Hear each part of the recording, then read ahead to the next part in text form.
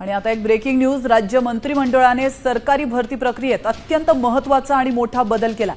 सामान्य प्रशासन विभागाच्या नवीन निर्णयानुसार ज्या राखीव प्रवर्गातील उमेदवारांनी वय, शैक्षणिक पात्रता किंवा अनुभव सवलत घेतली आहे त्यांची नियुक्ती आता केवळ राखीव प्रवर्गातच केली जाणार आहे। अशा उमेदवारांना आता खुल्या प्रवर्गातील जागांवर दावा करता येणार नाहीये असा मोठा निर्णय मंत्रिमंडळाने घेतला।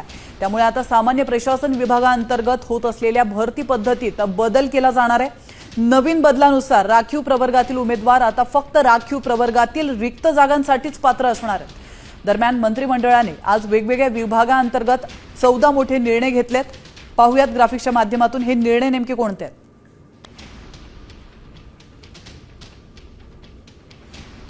आजच्या राज्य मंत्रिमंडळाच्या बैठकीत अनेक मोठे निर्णय घेण्यात आलेत। आता राखीव प्रवर्गातील उमेदवारांना खुल्या प्रवर्गातील जागेवर दावा सांगता येणार नाही असा निर्णय मंत्रिमंडळाने घेतलाय।